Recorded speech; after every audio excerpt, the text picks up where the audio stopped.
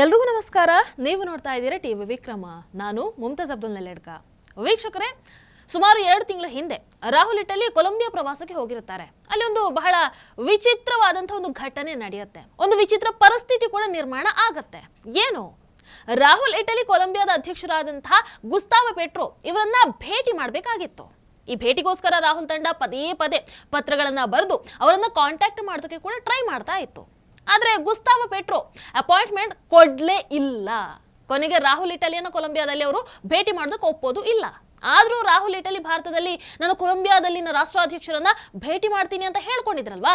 ಈ ಘಟನೆ ರಾಹುಲ್ಗೆ ಬಹಳ ಅಂದ್ರೆ ಒಂಥರ ಬಹಳ ಮುಜುಗರ, ಅವಮಾನ ಎಲ್ಲವನ್ನ ಕೂಡ ಉಂಟು ಮಾಡುತ್ತೆ. ಅವರ PR ತಂಡಕ್ಕೂ ಕೂಡ ಇದನ್ನ ಹೇಗೆ ನಿಭಾಯಿಸಬೇಕು ಅಂತ ಗೊತ್ತಾಗ್ಲಿಲ್ಲ. ಹಾಗಾಗಿ PR ತಂಡ ಕೊಲಂಬಿಯಾದ ಬೇರೊಬ್ಬ ದೊಡ್ಡ ನಾಯಕರನ್ನ ಭೇಟಿ ಮಾಡೋದಕ್ಕೆ ರಾಹುಲ್ ಅವರಿಗೆ ಸಲಹೆಯನ್ನ ನೀಡುತ್ತೆ. ವೀಕ್ಷಕರೇ, ಹಲವಾರು ಪ್ರಯತ್ನಗಳ ನಂತರ ಕೊಲಂಬಿಯಾದ ಸೆನೆಟ್ನ ಅಧ್ಯಕ್ಷರಾದಂತಹ ಲಾಡಿಯೋ ಗ್ರಾಸಿಯಾ ಜೊತೆಗೆ ರಾಹುಲ್ ಅವರ ಮೀಟಿಂಗ್ ಫಿಕ್ಸ್ ಮಾಡ್ತಾರೆ. ಈ ಭೇಟಿ ಹೇಗೆ ಆಯ್ತು ಅನ್ನುವಂಥದ್ದು ಇನ್ನೂ ಇಂಟ್ರೆಸ್ಟಿಂಗ್ ಇದೆ. ರಾಹುಲ್ ಇಟಲಿ ನಾನು ಇಂದಿರಾ ಇಟಲಿ ಮೊಮ್ಮಗ, ಭಾರತದಲ್ಲಿನ ಒಬ್ಬ ಸಂಸದ ಅಂತ ತಮ್ಮನ್ನ ತಾವು ಪರಿಚಯವನ್ನ ಮಾಡ್ಕೊಳ್ತಾರೆ. ಆಗ ಅವರಿಗೆ ಆ ಮೂಲಕ ಸೆನೆಟ್ ಅಧ್ಯಕ್ಷರಾದಂತಹ ಲಾಡಿಯೋ ಗ್ರಾಸಿಯಾ ಅವರ ಭೇಟಿಗೆ ಅವಕಾಶ ಕೂಡ ಸಿಗುತ್ತೆ. ಆ ಭೇಟಿಯ ಫೋಟೋಗಳು ಭಾರತದಲ್ಲಿ ವೈರಲ್ ಆಗುತ್ತೆ. ರಾಹುಲ್ ಇಟಲಿ ಅವರ ಕಾಂಗ್ರೆಸ್ IT ಸೆಲ್ ತಂಡ ಪಾಪ ಎಲ್ಲ ಫೋಟೋಗಳನ್ನು ಹಾಕಿ ಚಂದಕ್ಕೆ ಬರ್ಕೊಳ್ತಾರೆ. ಏನಂತ? ಕೊಲಂಬಿಯಾದ ಅಧ್ಯಕ್ಷರನ್ನ ರಾಹುಲ್ ಗಾಂಧಿ ಭೇಟಿ ಮಾಡಿದ್ದಾರೆ. ವೀಕ್ಷಕರ, ಈ ಫೋಟೋಗಳು ವೈರಲ್ ಆಗೋದಕ್ಕೆ ಶುರು ಆದವು. ಆದ್ರೆ ಗೂಗಲ್ ಅಲ್ಲಿ ಕೊಲಂಬಿಯಾದ ಅಧ್ಯಕ್ಷರು ಯಾರು ಅಂತ ಸರ್ಚ್ ಮಾಡಿದ್ರೆ ಗುಸ್ತಾವೋ ಪೆಟ್ರೋ ಅವರ ಹೆಸರು ಬರುತ್ತೆ. ಆಗ ಕಾಂಗ್ರೆಸ್ IT ಸೆಲ್ಲಿನ ಹಣೆ ಬರಹ ಏನನ್ನುವಂಥದ್ದು ಬಯಲಾಗುತ್ತೆ ನೋಡಿ. ರಾಹುಲ್ ದೇಶದ ಜನರನ್ನ ದಾರಿ ತಪ್ಪಿಸೋದಕ್ಕೆ ಪ್ರಯತ್ನ ಪಡ್ತಾ ಇದ್ರು ಅನ್ನುವಂಥದ್ದು ಈ ಮೂಲಕ ಸ್ಪಷ್ಟ ಆಗತ್ತೆ. ಗುಸ್ತಾವೋ ಪೆಟ್ರೋ ಭೇಟಿ ಮಾಡೋದಕ್ಕೆ ಆಗಲ್ಲ ಅಂತ ಗೊತ್ತಾದ ಮೇಲೆ ಸೆನೆಟ್ ಅಧ್ಯಕ್ಷರನ್ನ ಕೊಲಂಬಿಯಾದ ಅಧ್ಯಕ್ಷರು ಅಂತ ಹೇಳ್ಕೊಳ್ತಾರೆ. ಲಾಡಿಯೋ ಗ್ರಾಸಿಯಾ ಅವರನ್ನೇ ಗುಸ್ತಾವೋ ಪೆಟ್ರೋ ಅಂತ ಬಿಂಬಿಸುವಂತಹ ಪ್ರಯತ್ನವನ್ನ ಕಾಂಗ್ರೆಸ್ IT ಸೆಲ್ ಬಹಳ ಅದ್ಭುತವಾಗಿ ಮಾಡುತ್ತೆ. ವೀಕ್ಷಕರೇ, ಇತ್ತೀಚೆಗೆ ಇದೇ ರೀತಿಯಾದಂತಹ ಮತ್ತೊಂದು ಹೊಸ ಕತೆ ಹೊರಗೆ ಬರುತ್ತೆ.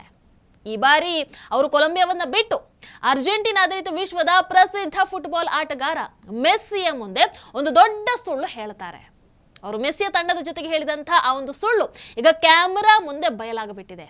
ಕಾಂಗ್ರೆಸ್ IT ಸೆಲ್ಲಿನ ಯಾವುದೇ ಪೋಸ್ಟ್ ನಂಬೋದಕ್ಕೆ ಅರ್ಹ ಅಲ್ಲ ಅನ್ನುವಂಥದ್ದನ್ನ ಅವರೇ ಈ ಮೂಲಕ ಪ್ರೂವ್ ಮಾಡಿರೋ ಹಾಗೆ ಇದೆ. ವೀಕ್ಷಕರು, ಇನ್ನು ಹೈದರಾಬಾದಲ್ಲಿ ಮೆಸ್ಸಿ ಕಾರ್ಯಕ್ರಮ ನಡೆಯುತ್ತೆ. ಅಲ್ಲಿ ರೇವಂತ್ ರೆಡ್ಡಿ ಅವರ ನೇತೃತ್ವದಲ್ಲಿ ಆಯೋಜನೆ ಆಗಿರುತ್ತೆ ಈ ಕಾರ್ಯಕ್ರಮ. ಅದಕ್ಕೋಸ್ಕರ ಸಾಕಷ್ಟು ಹಣ ಕೂಡ ಅವರು ಖರ್ಚು ಮಾಡಿದ್ದಾರೆ. ಆದರೆ ಈ ಕಾರ್ಯಕ್ರಮಕ್ಕೆ ಖರ್ಚು ಮಾಡಿದ್ರಲ್ವಾ, ಆ ಹಣ ಎಲ್ಲಿಂದ ಬಂತು ಅನ್ನುವಂಥದ್ದಕ್ಕೆ ಈಗ ರೇವಂತ್ ರೆಡ್ಡಿ ಅವರೇ ರಾಜ್ಯದ ಜನರಿಗೆ ಉತ್ತರವನ್ನು ಕೊಡಬೇಕು, ಅಥವಾ ರಾಹುಲ್ ಇಟಲಿ ಅವರು ಉತ್ತರವನ್ನು ಕೊಡಬೇಕು. ಯಾಕಂದ್ರೆ ಅಲ್ಲಿ ನೋಡಿದ್ರೆ ರಾಹುಲ್ ಇಟಲಿ ಅವರು ಯಾವಾಗ್ಲೂ ಜಪ ಮಾಡ್ತಾರಲ್ವಾ, ಅದಾನಿ ಅದಾನಿ ಅದಾನಿ ಅಂತ. ಎಸ್, ಆ ಅದಾನಿ ಪ್ರಾಯೋಜಿತ ಬ್ಯಾನರ್ ಪೋಸ್ಟರ್ ಅಲ್ಲಿ ಕಾಣಿಸ್ಕೊಳ್ಳುತ್ತೆ ಅವರ ಹಿಂದೆ. ಈಗ ರಾಹುಲ್ ಇಟಲಿ ಅವರು ಈ ಕಾರ್ಯಕ್ರಮದ ವ್ಯವಸ್ಥೆಯನ್ನ ಹೇಗೆ ಮಾಡಿದ್ರು ಅನ್ನುವಂಥದ್ದನ್ನ ದಯವಿಟ್ಟು ಹೇಳಬೇಕು. ಅಲ್ಲ, ನಮಗೆ ಅರ್ಥ ಆಯ್ತು ಬಿಡಿ ಹೇಗೆ ಅಂತ, ಆದ್ರೆ ತಾವೇ ಬಾಯ್ ಬಿಟ್ಟು ಹೇಳ್ಬೇಕು ಅನ್ನುವಂಥದ್ದು ನಮ್ಮೆಲ್ಲರ ಆಶಯ. ಯಾಕಂದ್ರೆ ಮೆಸ್ಸಿ ಅವರಂತೂ ಫ್ರೀ ಆಗಿ ಬಂದಿರಲ್ಲ, ಆಮೇಲೆ ಅಲ್ಲಿ ಅದಾನಿ ಅವರ ಫೋಟೋವನ್ನ ಸುಮ್ಮನೆ ಅಂತೂ ಹಾಕಿರಲ್ಲ ಅಲ್ವಾ ರಾಹುಲ್ ಇಟಲಿ ಅವರೇ. ವೀಕ್ಷಕರೇ, ಮೆಸ್ಸಿ ಕಾರ್ಯಕ್ರಮದ ಒಂದು ವಿಡಿಯೋ ಹೊರಗೆ ಬರುತ್ತೆ. ಮೆಸ್ಸಿಯ ವ್ಯವಸ್ಥಾಪಕರು ರಾಹುಲ್ ಇಟಲಿ ಅವರನ್ನ ಪರಿಚಯ ಮಾಡುವಾಗ ಅವರನ್ನ ಪ್ರೈಮ್ ಮಿನಿಸ್ಟರ್ ರಾಹುಲ್ ಅಂತ ಕರೀತಾರೆ. ಏನಂತ? Prime minister Rahul. Your participation tonight and all the people and the Prime Minister, thank you very much. Prime Minister, thank you very much. Thank you very much. ಈ ಕ್ಲಿಪ್ ಸಾಮಾಜಿಕ ಮಾಧ್ಯಮದಲ್ಲಿ ಬಹಳ ವೈರಲ್ ಆಗುತ್ತೆ. ಅದಕ್ಕೊಂದಷ್ಟು ಕಾಂಗ್ರೆಸ್ ಪಕ್ಷದ ಬೆಂಬಲಿಗರು ನೋಡಿದ್ರಾ, ಭಾರತದ ಮುಂದಿನ ಪ್ರಧಾನಮಂತ್ರಿ ರಾಹುಲ್ ಇಟಲಿ ಅನ್ನುವಂಥದ್ದು ಮೆಸ್ಸಿಯ ವ್ಯವಸ್ಥಾಪಕರಿಗೂ ಕೂಡ ಗೊತ್ತಿದೆ ಅಂತ ಏನೋ ಒಂಥರ ಖುಷಿಯನ್ನ ಪಡ್ಕೊಳ್ತಾರೆ. ಆದ್ರೆ ಕೊಲಂಬಿಯಾದ ಆ ಒಂದು ಘಟನೆ ನೆನಪಿದ್ರಿಂದ, ಅದನ್ನ ನಾವೆಲ್ಲರೂ ಕೂಡ ನೋಡಿದ್ರಿಂದ ಯಾಕೋ ಈ ಮಾತುಗಳು ಅನುಮಾನವನ್ನ ಮೂಡಿಸುತ್ತೆ. ಅಂದ್ರೆ ಬಾಯಿ ತಪ್ಪಿ ಬಂದಿರೋದು ಅಂತ ಕೆಲವರು ಹೇಳ್ತಾ ಇದ್ರು ಕೂಡ ಅದಕ್ಕೆ ರಾಹುಲ್ ಅವರ ಪ್ರತಿಕ್ರಿಯೆ, ಅಂದ್ರೆ ಪ್ರೈಮ್ ಮಿನಿಸ್ಟರ್ ರಾಹುಲ್ ಅಂತ ಅಂದಾಗ ಅದಕ್ಕೆ ರಾಹುಲ್ ಅವರ ಪ್ರತಿಕ್ರಿಯೆ ಆಗಿರಬಹುದು. ಪ್ರತಿಯೊಂದು ಕೂಡ ನೋಡ್ತಾ ಇದ್ದಾಗ ಯಾಕೋ ಎಲ್ಲೋ ಏನೋ ಮಿಸ್ ಹೊಡಿತಾ ಇದೆ ಅಂತ ಅನ್ನಿಸ್ತಾ ಇತ್ತು. ಈ ಸಂಪೂರ್ಣ ಪ್ರಕರಣವನ್ನ ತನಿಖೆ ಮಾಡಿದಾಗ ಮತ್ತೊಂದು ವಿಚಾರ ಕೂಡ ಗೊತ್ತಾಗ್ಬಿಡುತ್ತೆ. ಏನು?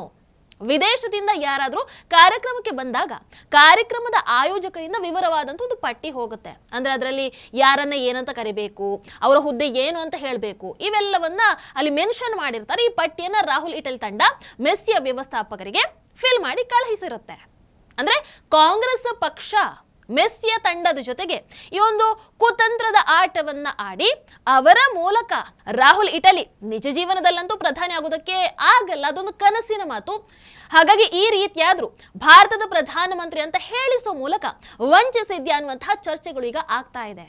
ಆ ಮೂಲಕ ರಾಹುಲ್ ಇಟಲಿ ಅಂತಾರಾಷ್ಟ್ರೀಯ ತಾರೆಯರ ಅಥವಾ ಸೆಲೆಬ್ರಿಟಿಗಳ ಮುಂದೆ ಬಿಲ್ಡ್ ಅಪ್ ಕೊಟ್ಕೊಂಡು ಓಡಾಡ್ತಾ ಇದ್ದಾರಾ, ಅಂದ್ರೆ ತಪ್ಪು ಮಾಹಿತಿಯನ್ನ ಕೊಟ್ಟು ಅವರ ಮೂಲಕ ಹೇಳಿಸಿದ್ರ ಅನ್ನುವಂತಹ ರೀತಿಯಲ್ಲಿ ಚರ್ಚೆಗಳಂತೂ ಈಗ ಆಗ್ತಾ ಇದೆ.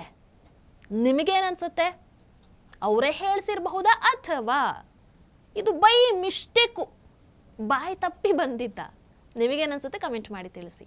ನಮಸ್ಕಾರ. ಟಿವಿ ವಿಕ್ರಮ, ದೇಶ ನಿಮ್ಮ ಕೈಯಲ್ಲಿ. ಈ ಕಾರ್ಯಕ್ರಮ ನಿಮಗೆ ಇಷ್ಟ ಆಗಿದ್ದಲ್ಲಿ ಲೈಕ್, ಶೇರ್ ಹಾಗೂ ಕಮೆಂಟ್ ಮಾಡಿ.